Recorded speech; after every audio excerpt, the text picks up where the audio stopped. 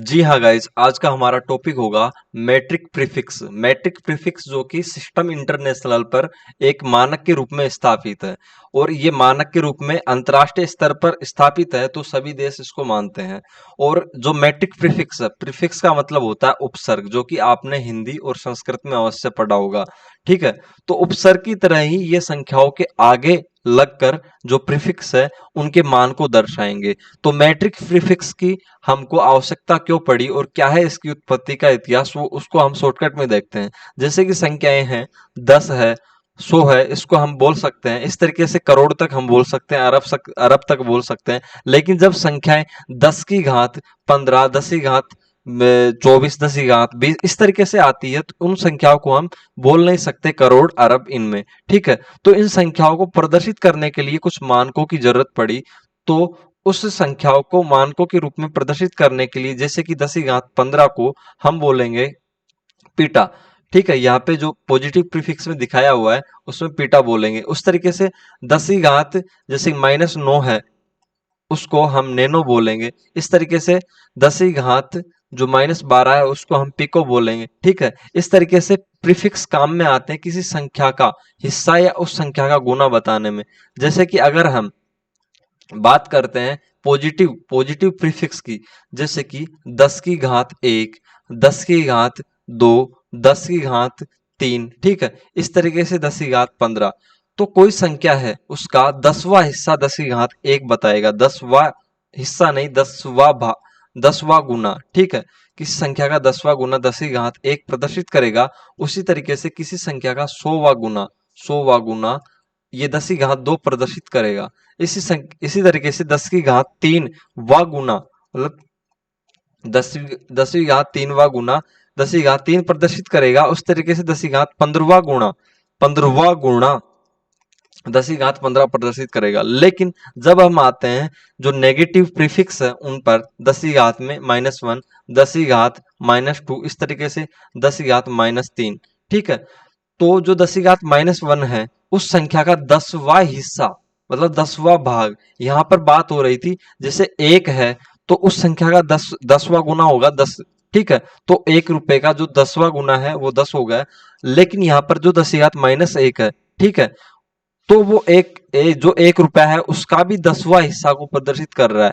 ठीक है, इसी तरीके से यहाँ पे 10 की घात माइनस तो किसी संख्या के 100वें हिस्से को प्रदर्शित कर रहा है। 100 टुकड़े कर लिए जाए तो एक जो 100वां टुकड़ा है या एक टुकड़ा है उसको प्रदर्शित कर रहा है। ठीक है, यहाँ पे 10 की घात -3 किसी संख्या को 1000 टुकड़ों में बांटेंगे तो उसके एक टुकड़े को प्रदर्शित करेगा। ठीक है, लेकिन यहाँ पे जो 10 की घात 3 है उस संख्या को 10,000 मतलब 1000 गुना से मल्टीप्लाई करेंगे, 1000 गुना हुआ हिस्सा उसका 10 की घात 3 प्रदर्शित करता है।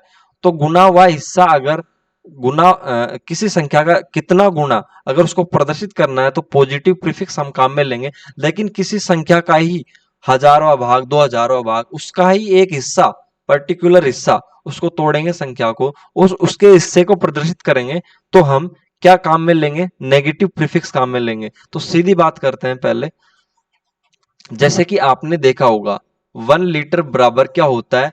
1000 ml होता है। तो उसी से हम इसकी एक तरीके से शुरुआत करते हैं और उसी से समझने की कोशिश करते हैं इस प्रीफिक्स को। उसके बाद आपके लिए ये इसको समझना बहुत ही इजी हो जाएगा।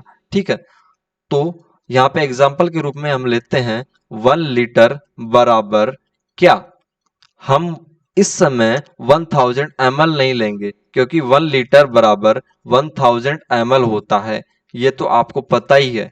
लेकिन ये क्यों होता है और ये प्रीफिक्स से कैसे बना, उसको अभी मैं आपके सामने एक्सप्लेन कर रहा हूँ बिल्कुल इजी वे में।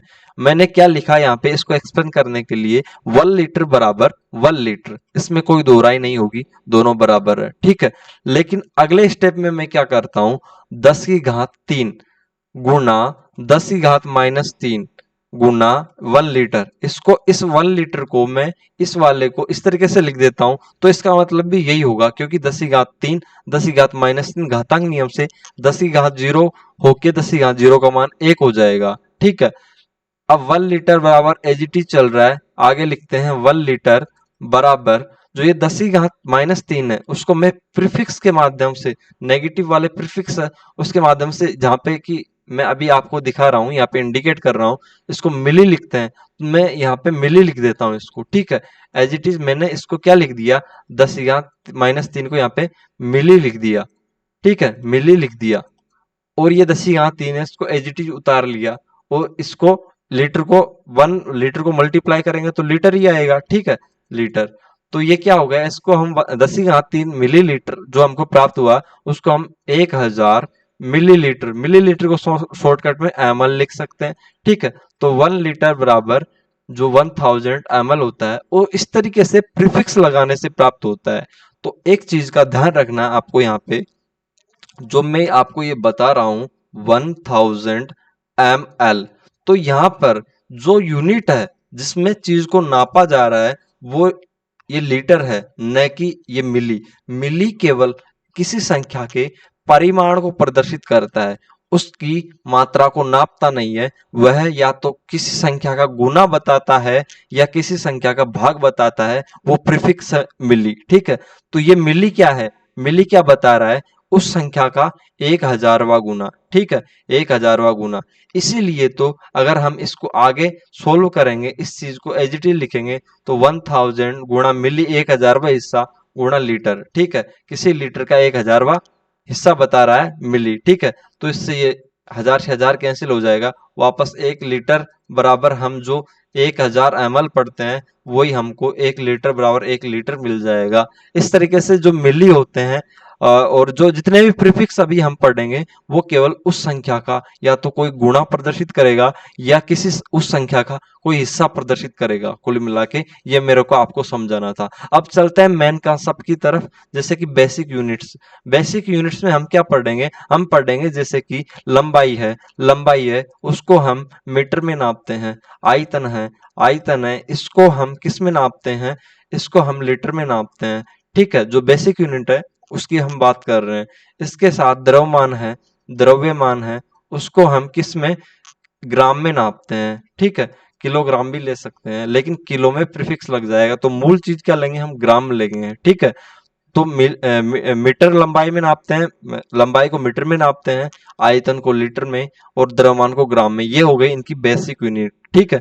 लेकिन अगर जैसे ही इन बेसिक यूनिट में हम आगे की तरफ ये 10⁻�1, 10⁻² ये जोड़ते जाएंगे, तो जैसे लंबाई मीटर की बात करते हैं, मीटर में हम मीटर में यूज करते हुए हम आगे इसको समझते हैं। तो जैसे मीटर में 10⁻1 जोड़ा तो डेका मीटर कहलाएगा, 10⁻2 जोड़ा तो हेक्टोमीटर, इसी तरीके से 10⁻3 जोड़ा तो किलोमीटर कहलाएगा, ठीक है। जो किलोमीटर आप पढ़ते हैं वो 10⁻3 जोड़ने से ही मीटर में किलोमीटर प्राप्त होता है। इस तरीके से मेगा मीटर, ठीक है।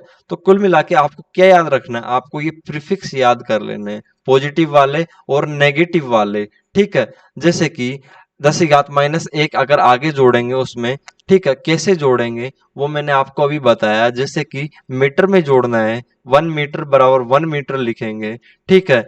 अगर हमको जैसे कि सेंटी वाला जोड़ना है, सेंटीमीटर, 1 मीटर बराबर सेंटीमीटर रिलेशन निकालना है, तो जैसे 10⁻⁻, तो 2 बराबर सेंटी होता है, तो हमको कुछ नहीं करना है, 10 पहले तो प्लस वाले 2 को लिखना है, गुना 10⁻² वाले 2 को लिखना है। कुल मिला के हमको चीज जीरो कर, यहाँ पे 1 करनी है, तो 1 हमने मतलब इसका मतलब कुछ नहीं हुआ, 1 ही हुआ।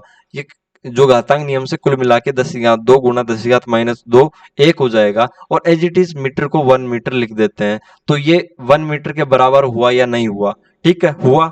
तो हम यहाँ पे से 10⁻² बराबर सेंटी है, तो यहाँ पे सेंटी लिख देते हैं, सेंटी, ठीक है। और ये मीटर पीछे जुड़ जाएगा, ठीक है। और ये 10⁻², मतलब जो 1 मीटर बराबर जो हम रिलेशन पढ़ते हैं 100 सेंटीमीटर, वो यहाँ से इस तरीके से निकालते हैं। कुल मिला के जिस भी प्रीफिक्स को लगाना है उसको एज इट इज जोड़ते हैं। जैसे 10⁻6 प्रीफिक्स को लगाना है तो 10⁻+6 पहले लिख देंगे। इस तरीके से जो मैंने अभी ये बताया, इस तरीके से हर एक प्रीफिक्स को लगा लेंगे, इस तरीके से इधर लगा लेंगे। तो कुल मिला के आपको क्या याद रखना है, 10⁻1 बराबर डेसी होता है, 10⁻2 बराबर सेंटी होता है, 10⁻3 बराबर मिली होता है, 10⁻6 बराबर माइक्रो, फिर नैनो, इस तरीके से यहाँ तक याद करना है। 10⁻24 बराबर योक्टो होता है, ठीक है। यहाँ पे ओ की ध्वनि आती है, यहाँ पे आ की ध्वनि आती है मैक्सिमम में। यहाँ पे 10 की घात 1 बराबर डेका होता है, 10 की घात 2 बराबर हेक्टो, 10 की घात 3 बराबर किलो। इस तरीके से मेगा, गीगा, टेरा, पीटा, एक्सा, जेटा, योटा होता है। ठीक है, यहाँ तक पॉजिटिव प्रीफिक्स और नेगेटिव हमने पढ़ लिए। इनको आगे लगाइए, इस तरीके से चीजें बनाइए जैसे मैंने यहाँ पे दिखाई है। और अगर कुछ भी डाउट रहा है तो आप कमेंट सेक्शन में नीचे कमेंट में पूछ सकते हैं, और अपनी कुछ राय रखना चाहते हैं तो अपनी राय भी रख सकते हैं। वीडियो को यहाँ तक देखने के लिए धन्यवाद। शायद आपको सभी चीजें क्लियरली समझ में आई होगी। धन्यवाद।